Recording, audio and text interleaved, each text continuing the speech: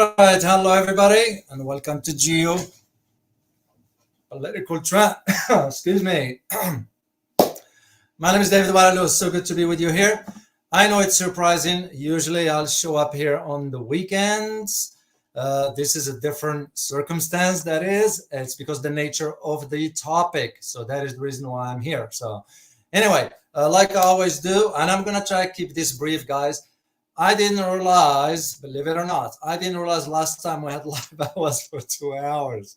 It's too long. It's too long. Now I can do 2 hours in a conversation with a guest, which I am planning on doing that soon. So in any event, first of all, like always, I like to thank you. I like to thank the channel's members. I like to thank you, subscribers. And if this is your first time landing on my channel here, so please make sure to subscribe and always smash that notification button so you will be notified every time I upload a new video and so forth. So anyway, what I'm going to be covering today. So I'm going to be talking about the announcements. Yes, you are not going to hear much about it.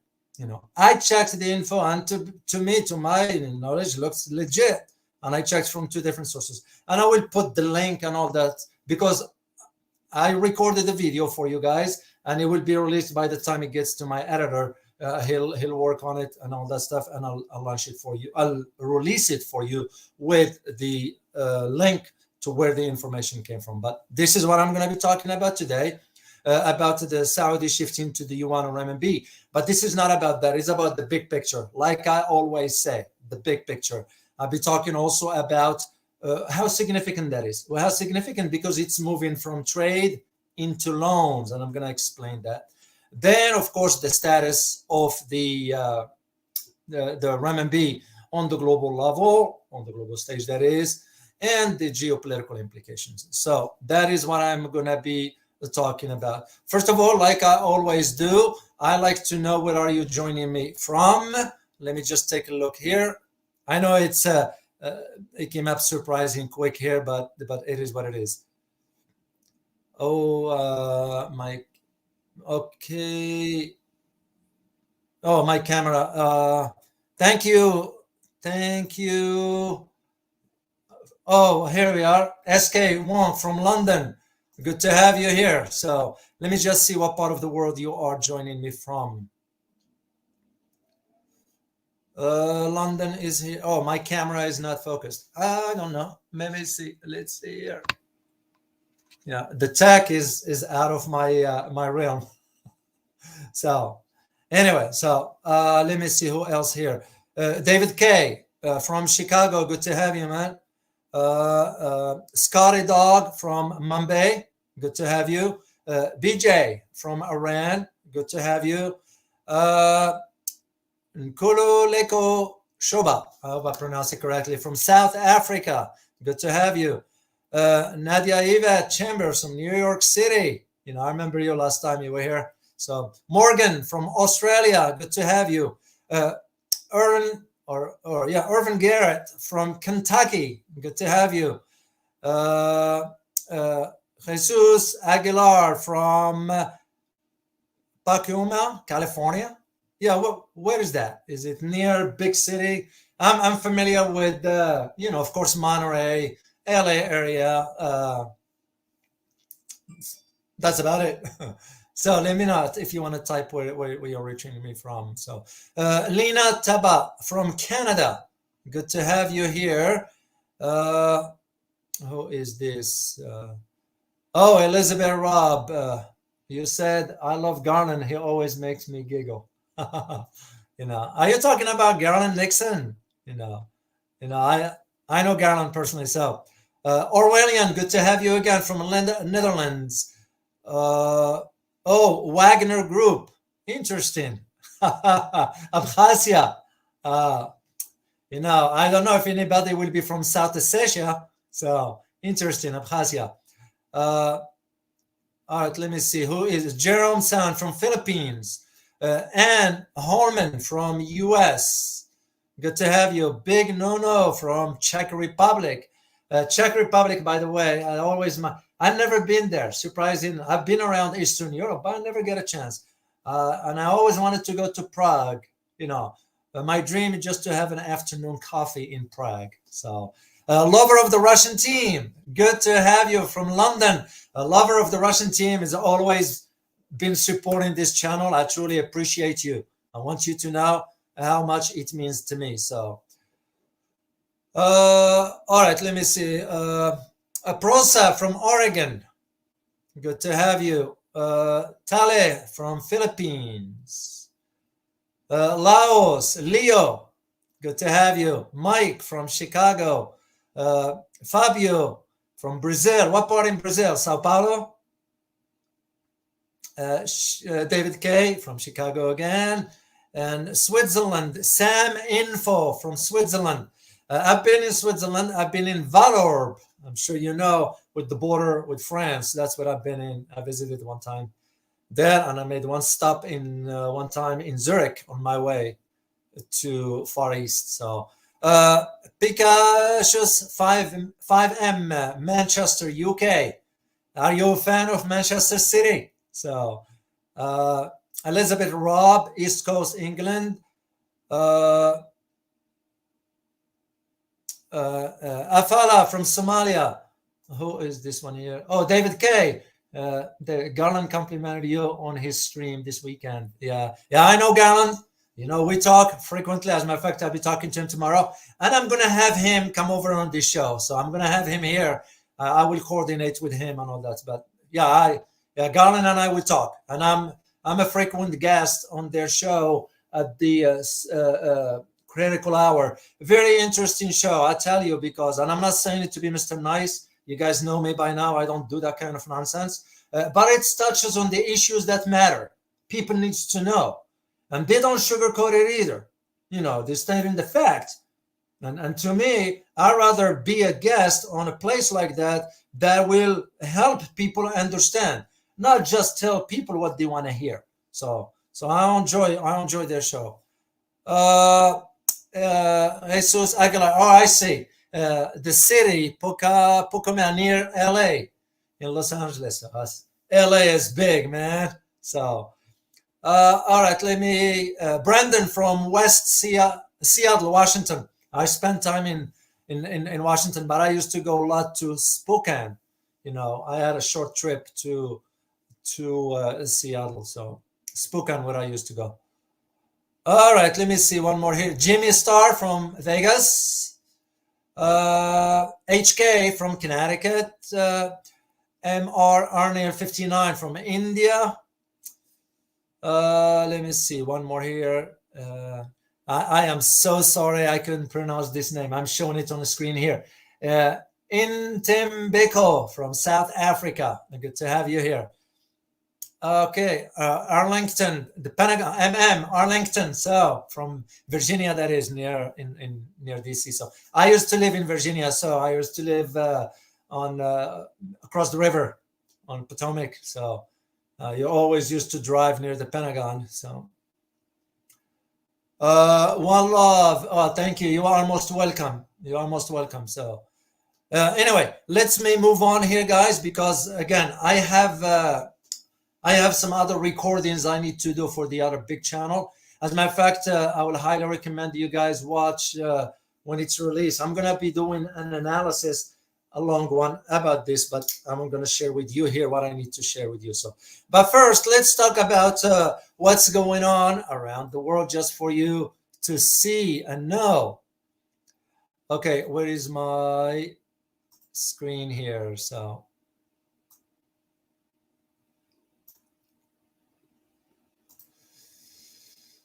All right, let's move on to talk about what's going on around the world. So the first one I'm going to start with is the idea of highlighting the recent trip by none other than President Xi to Russia. That's where he's at. So yes, President Xi is in Russia right now as we speak.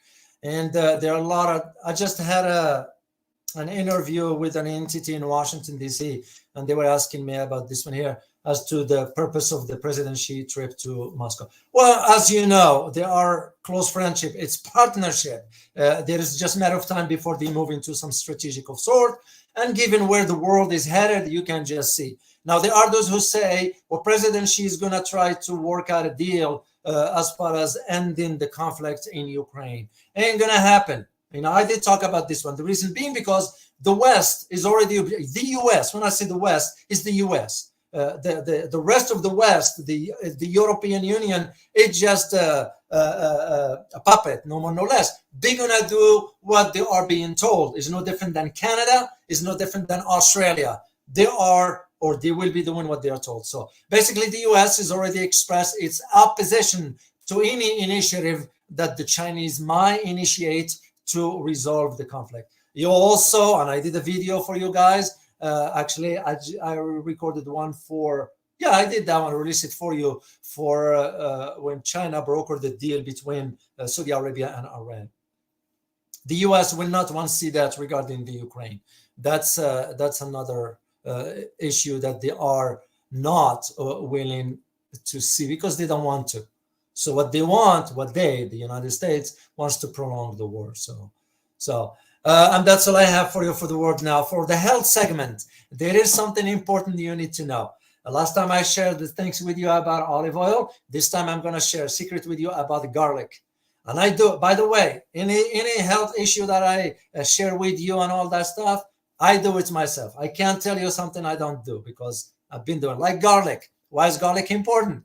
I do garlic every morning. I take a clove of garlic, you chop it up, let it sit for about 3 or 4 minutes, then just take it with water, a little bit of water. And the reason garlic contains some sort of at least 33 type of sulfur compound, which is very important for your body. One of the key is the allicin.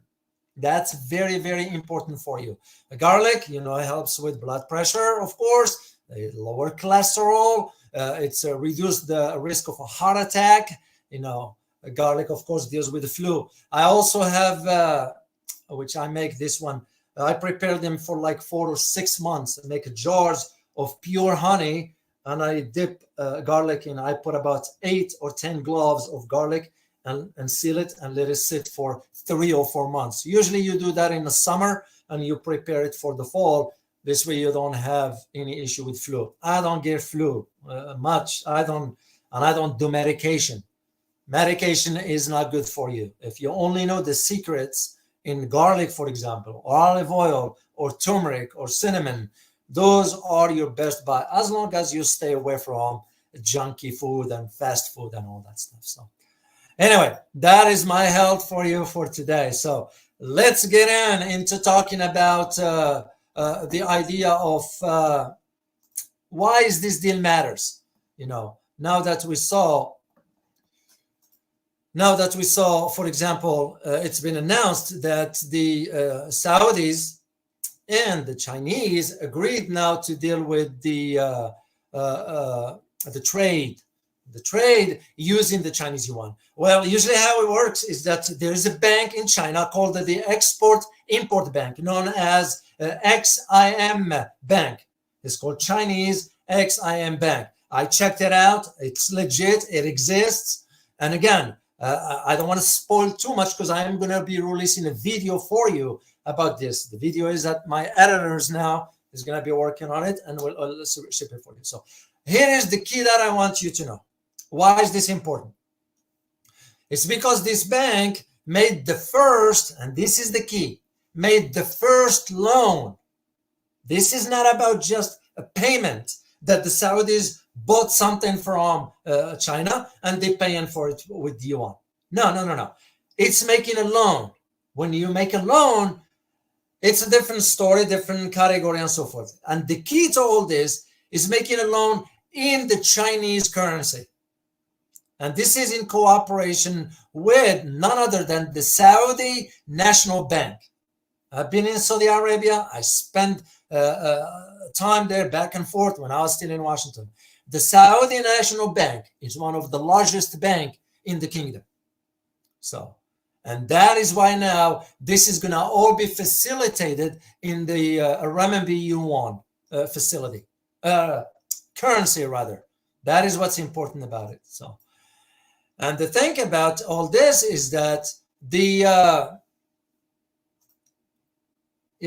is what it's going to be. It's going to be now that the idea of the financial cooperation between China and the Saudis is going to be under the framework, and get this, guys, framework of the proposed Belt and Road Initiative. You all see what's coming, My reference is that Saudi is going to be part of the BRI, or they are part of the BRI because they want infrastructure there. But BRI is not limited just to that part of the world. BRI is extending from all the way to Central Asia, cross all the way to the Middle East, cross all the way to Europe. That is what's important about it. So this kind of loan and so forth is done under that framework. So that is why it's very important for you to understand.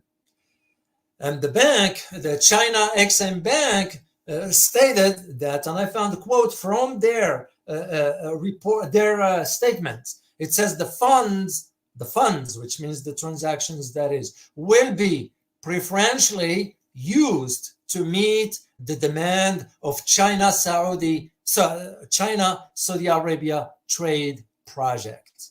That is what's important about it. So, and again, if there is one thing I want you to get out of this, is that this announcement, it's moving just from paying for stuff you buy, meaning Saudi Arabia buy stuff from or import from China and pay for it. This is about making loans, a country making a loan to another country. And you all know those loans are not like $5 million, $10 million. Those will be in the billions. It just now, instead of being in the billions of dollars, it's going to be in the billions of the Chinese yuan, RMB. That's where the difference is. It's very important. It's very seismic that's going to be. So, and this is where I see the idea of a changing between the dollar, meaning adopting the Chinese currency and getting rid of the US dollar. It's major. And why it's major? It's because now the next question you need to ask is OPEC next? The oil exporting producing countries, OPEC. Why is this important? Because who is the leading country in OPEC? And who holds sway over OPEC productions or cut of productions? Can anybody answer this one? Let's see if you can type the answer on the chat room. I'm going to take a look at it. Yeah, who is the country that holds sway into OPEC? Let's see quick if anybody can type this one. And I'll tell you, you're absolutely correct, Nadia Yvette. Yes, it's Saudi Arabia. You're absolutely correct. So why is this important for you to know?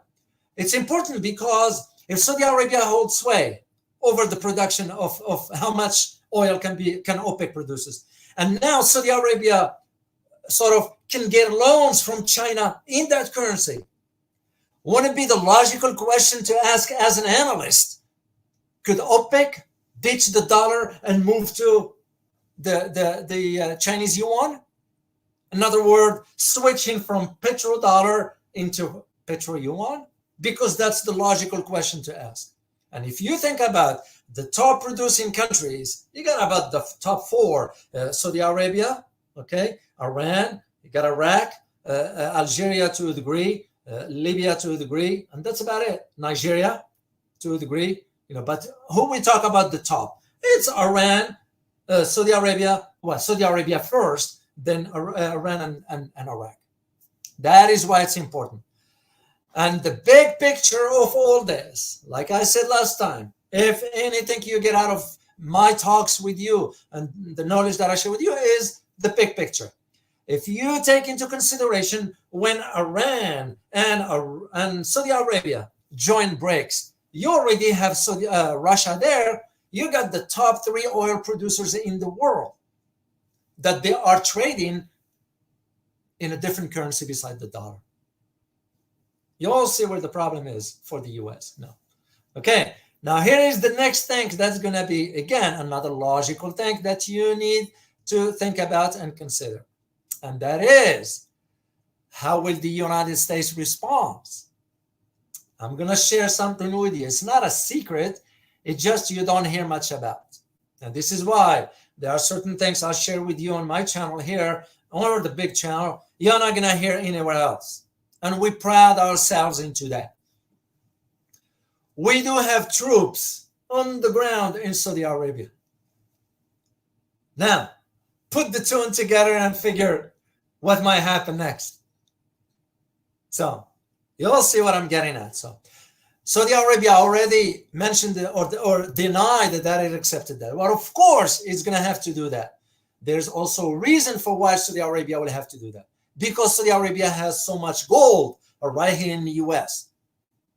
The US can freeze that gold or freeze the export of that gold. That means the Saudis cannot get to it. It's like exactly what England is doing to Venezuela and India. There's gold in England that doesn't belong to England, and shame on the UK that is holding something that doesn't belong to it. You know, I'm a believer of, you know, if something doesn't belong to you, you don't take it. And if you find it, you give it to the rightful owner. So England should do the right thing. But does England ever does the right thing? You know, and again, I'm not pointing fingers at England. I'm just talking facts. Saudis are concerned about their golds over here. As a matter of fact, Saudis, and I saw it with my own eyes. Now, if I didn't see it, I won't talk about it. I had an opportunity a few years ago to go to the vault in Wall Street, down underground, and saw how much gold was there. It was about when I asked the person there, and the person couldn't disclose to me the name. It was about $120 billion worth of gold that I was looking at gold bars right there. So the next question would become, is this why Saudi Arabia denied this? Yes, of course, it's going to approach it that way. You know, but this deal now, it's going to open up the door for other countries. We're already seeing the trend. You all remember the video I did for you guys about Iraq embracing the yuan in its bilateral trade. Mind you that, keep in mind, guys, that this trade is on a bilateral level. Don't confuse this with that idea of, oh, Saudis ditched the dollar. That is not the case. That is not the case. Where it's the concern for the United States with this is the volume of the trade between Saudi Arabia and China, which only gonna grow. Okay? And the much bigger picture or much bigger concern the US has is that now China will be able to make loans to Saudi Arabia in the Chinese RMB. That is where the concern of the United States. But for Saudi Arabia itself, it's not dumping the US dollar from the oil trade. Why? You go back in history, 1971, when we got out of the gold, in 1973, the oil embargo, and the decision that was made that the oil transactions around the world would be conducted in the US dollar. As a matter of fact, guys, here is the thing that I found out that there are certain, you know, even with books, sometimes there is some inaccurate information. And I came across sometimes, and I had to reach out to the author and just inquire about it. It wasn't like in a nasty way, whatever, just asking. You know, one of the things that is not known, and this is why I like teaching at the university, because I want to help the young minds see the big picture. You know, what has never been disclosed is that the decision about using the dollar for the oil transactions has been done after World War II, from way back. A deal behind closed doors between the US and the monarchy. Because remember, we, the one who helped Saudis tap into their oil underground from 1990s on forward, when the Saudis were established as a sovereign state in 1932. The first order of business was Conoco Oil at that time went and started establishing drilling stuff with the Saudis and all that. That's how far back it goes. Of course, after World War II, with the Bretton Woods system by which we sat with the Allies after winning World War II and told them, by the way, guys, we like the new order and we want to use our dollar as the global currency. And from now on, moving forward, you're only going to be transact in the US dollar. That's what gives us leverage over the last 7 decades or so, to the point of we started to abuse this for the last 3 decades or so. We start to abuse because we start to weaponize the dollar. This is where the concern for the United States about this deal with the Saudis. And that's why I said it's going to be paving the way for other countries. Like we're already seeing Iraq. You're already seeing Turkey now. Turkey is moving into that direction. Iran already did, but Iran already did with Russia. But Iran right now is talking to China about establishing a stable coin of sort. Yeah, that's what's going on. So, and of course, you can't ignore India and you can't ignore the global South. That is where this deal is very, very important for you to understand the big picture of it. And that's what I want you guys to know. So, let me silence this because it's my time with you. If you can type on a chat, please let me know the country you're in. Do you see any signs of your government considering or thinking or addressing the possibility of switching to another currency? And the reason I'm asking this question, because first of all, I want to engage you into the conversation with me here. And second is also to highlight to you the percentage of how much the Yuan RMB has moved forward in the last 20 years on the global market. Here's the thing. I looked at some financial stats, and in 2021, as of 2021, still the US dollar was circulating at about 44%. That time. If you go back to about, let's say, 2 decades or so, the Yuan RMB was about only 2%. But if you go back to 2021, RMB Yuan, that is the Yuan circulation, moved to 20%. So that tells you right there. Let me see what you guys wrote here. Gold has an intrinsic value. That is true. That is true. So that is where the difference is. So whatever part you are watching this from, I am sure your government has been thinking about seeing where the trend, where the problem, in whatever country you're watching my live from. If your country happens to have a lot of debt that was acquired by the US or through the US loans. Why? Because that debt is held in US dollar. That's very problematic. We just raised interest rates, and you can just see the problem with that. So that is what I see with the global South moving into that direction. So I want you to understand, again, the big picture of this. It's not just the Saudis dropped the dollar completely. They did not. But what the Saudis decided to do is to formally, officially, like I use the term, it's a French terminology, fait accompli, and I speak French. So fait accompli, which means it's a done deal. That's all it is, done deal. It's a done deal when it comes down to taking loans from China in Chinese currency, not the US dollar. That is what that's what it's important about it.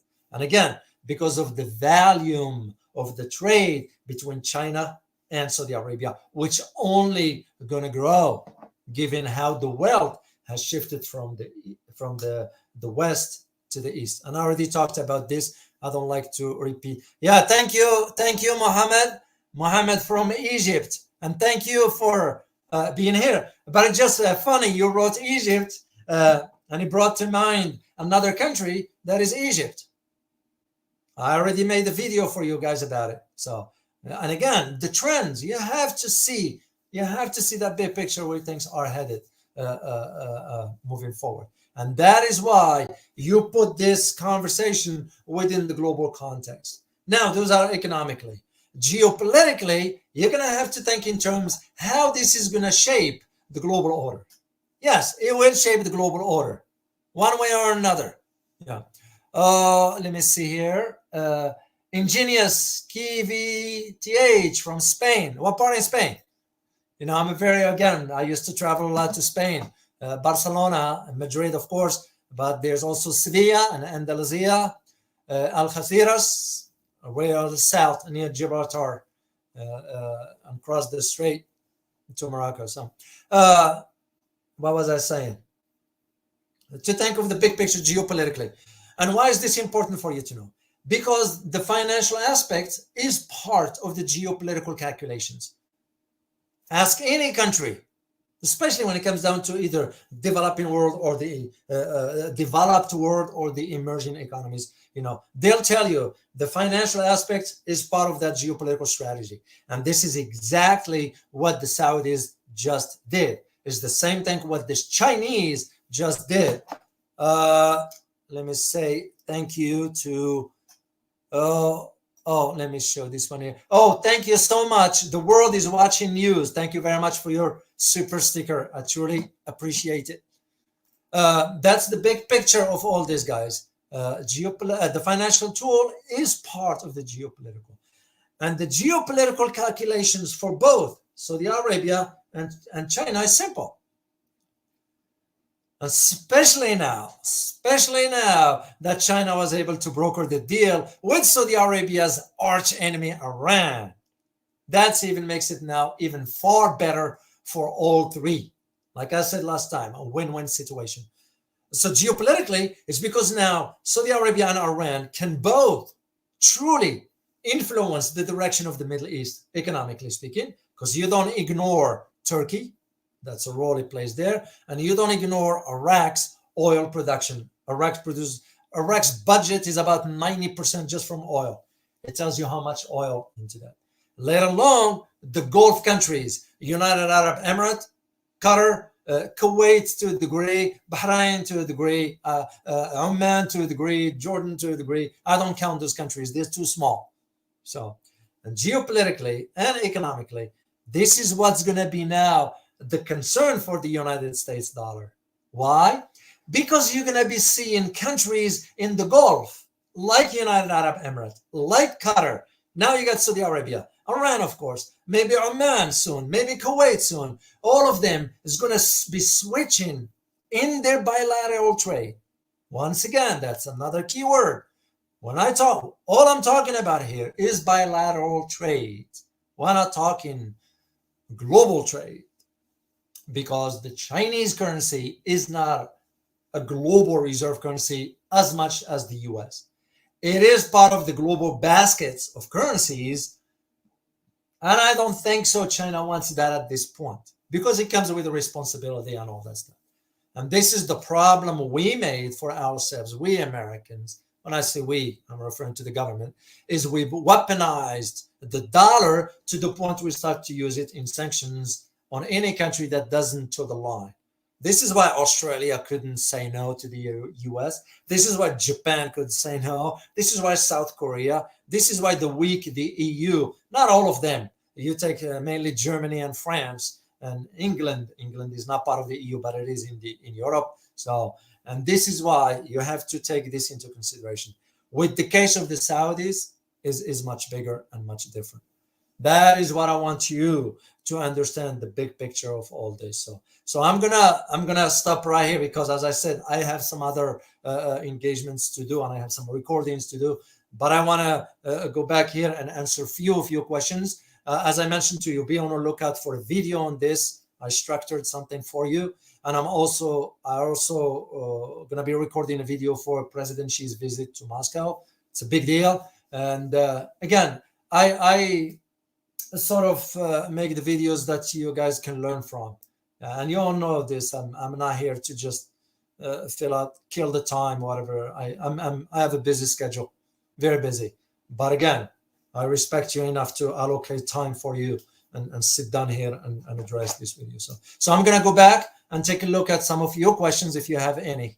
So David K, you are most welcome. So all right, let me go back to the top here. So, and we see, like I always mention, guys, if you have questions, just put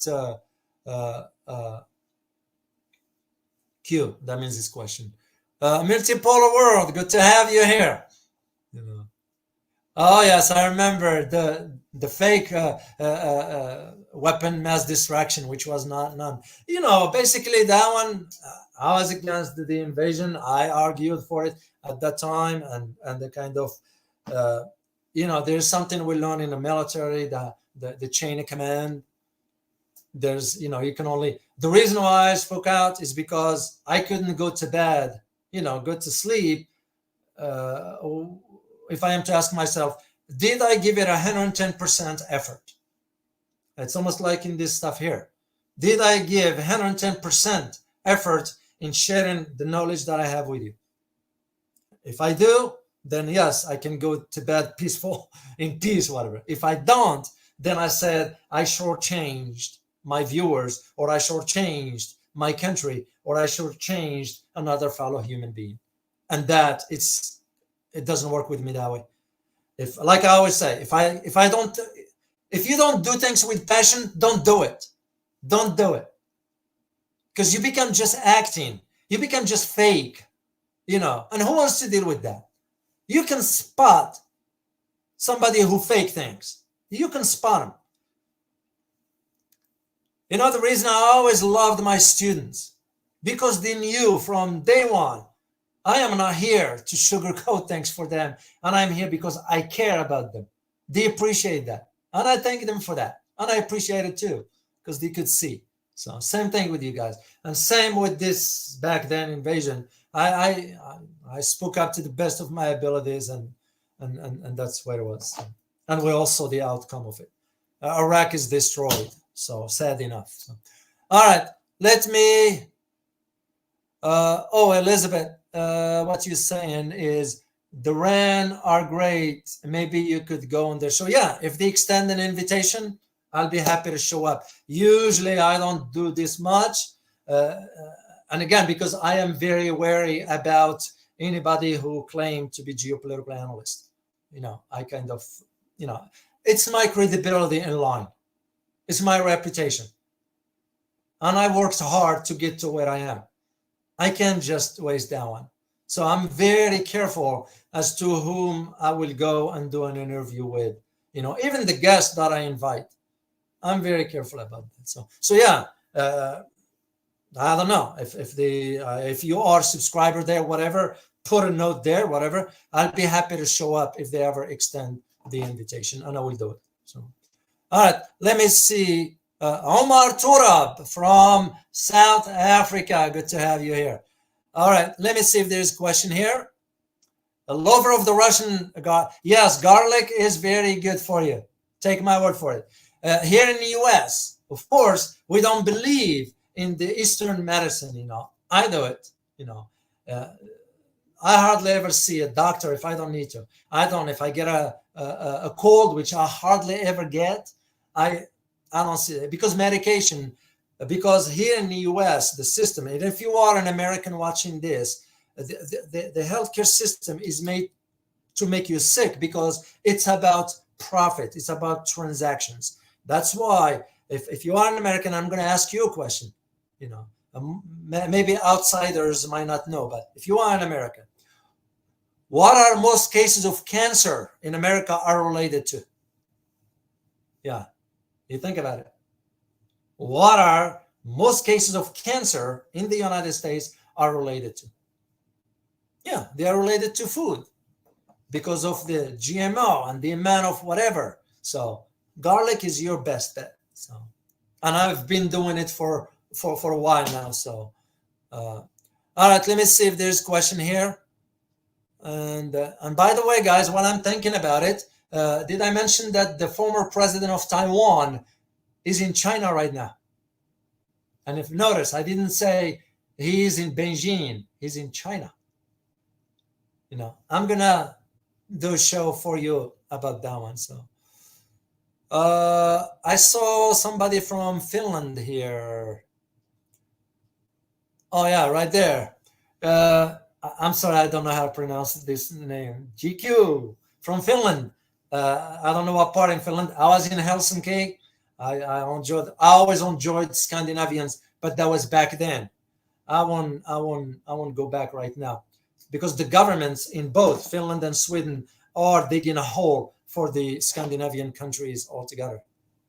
Joining NATO is a big strategic mistake, because both countries, Sweden and Finland, have lived with the Soviet Union and Russia for almost 50 years in peace, because they were neutral.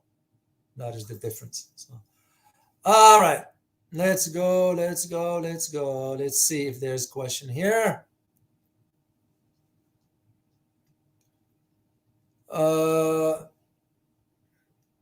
no questions.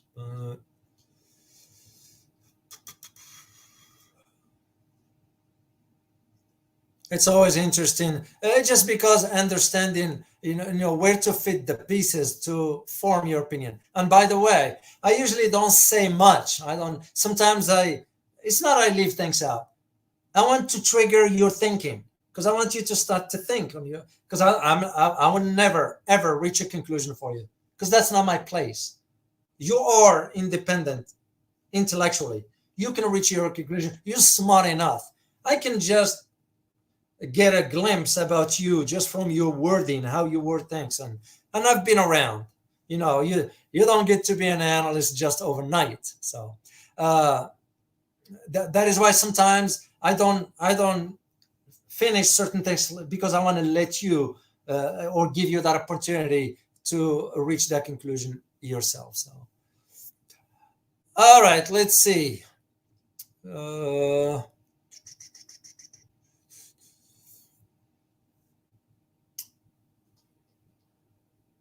And I'm scrolling down, guys, just to see if there are any questions here.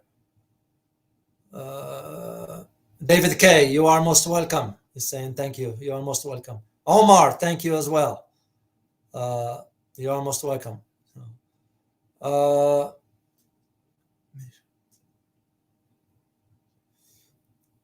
Okay, super respect on new global currency. Oh, that is an interesting one. Sanket, to answer this question, you might want to go and watch a video of an interview I did with none other than Richard Turin. Richard Turin is a friend. He lives in Shanghai. He is one of the top experts in the world when it comes down to fintech, finance technology, and as someone I trust. That's why I invited him on the big channel. So you might want to go and watch that interview. I just released it this morning. It's worth listening to. It's worth listening to, because he provides insight you won't get anywhere else and answer this specific question. So, all right, here's a question from Diogenes. Question: what do you think of Biden's response when asked about the Iran-Saudi peace deal? It seems that he was the leader of the Israeli regime. Well, you forgive Biden. I'm not laughing out of laughing. There's medical conditions. We all, by the way, we all could fall into that at one day. Dementia. And again, this is not me making the diagnosis. I am not qualified, but I talk to people who knows this field inside out and understand the brain chemistry. And I was informed that he has the symptoms and suffers from dementia. That's what it is. So I won't take Biden for what he says. You know, there's some reality that most Americans do not know. It was a reason to why Biden was pushed into running for office, because it's easy to manage him by moving him in a direction the establishment wants, because he doesn't, you know, cognitively he's not altogether. So whatever he says, it's not I won't take it out of face value for that. Okay, let me see another question. Oh, the world is watching. Thank you again for your super sticker. I truly appreciate it. Watching from Haiti. Oh my gosh, that's very interesting. The reason it's interesting because we don't hear much about Haiti, and yet we are the one causing the problem in Haiti. Yeah, if you only know the history of the French, what they did in Haiti. Haiti, it's for a reason why it is the way it is. We intended for it to be that way, and we want to maintain it that way. That's the bottom line to it. The dark secrets about what we have been doing for Haiti to keep it where it is. Yeah, so I appreciate you taking the time to watch my live here, and I appreciate you for your super sticker. It means a lot to me because knowing the economic conditions in that country, I truly appreciate you for that. It means a lot. And this is, again, it's you guys, people like you all, what keeps me coming to this. And I'm not saying it to be Mr. Nice. All right, let me see. Here is another super sticker from Mr. Tommy 02101. Thank you so much. And you wrote, good job, my friend. We hear you in Belgium as well. Yeah, it really saddens me to say, as I always say, I have my family in Europe. So I'm very familiar with those countries in Europe. In Belgium, I used to go to Brussels. I've been in Benelux. I used to travel through to get to Holland when I used to drive from France. Leeuwarden, used to get through that. Belgium has always been, but all of a sudden you see where the policies are going, and it's only the Belgian people and the European, for that matter, that are suffering. It's not the elites. That is where my problem is. So I thank you very much for your super sticker, and I thank you for your kind words. Okay, Ariel, here is Ariel from Argentina. Good to have you as always. Here's a question. Do you think there is an alternative to gold standard like the so-called work standard or Silvio Giselle idea in world finance? Pretty tricky question. It is a tricky question, and I can't answer it, Ariel. I am so sorry. What you might want to do, if you can take this question and go ahead and post it on the video that I released today on the big channel with Richard Turin. Turin, this is his area. He will answer it in no time. For me, I'm not qualified and I can't speculate. I saw yesterday one of you put a comment about, well, where will I invest my money and all that stuff. I can't. I am not qualified to give an advice for that. To me, it's common sense. But again, I'll do it for me, because if I lose money, it's me. But if you lose money after I give you an advice, it becomes on me. And I don't like that responsibility, because I am not qualified.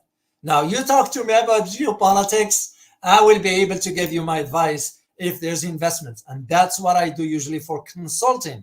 When an entity reach out to me to consult those projects, because they are investing serious money, so they need to know. And even when I do that, I don't tell them what they want to hear, because they're going to pay me for that. I care less for that, because I make it clear from the get-go before I'll get involved. And I make it clear to their whomever signing the check, what am I about to tell you? You might not like it, but that's not my issue. You asked me to provide you advice. It's something I'm very familiar with and know about. So for this one, I can't answer, Ariel. And I usually don't shy away from saying, when I don't know, I say I don't know. So anyway, let me see. Some other question here.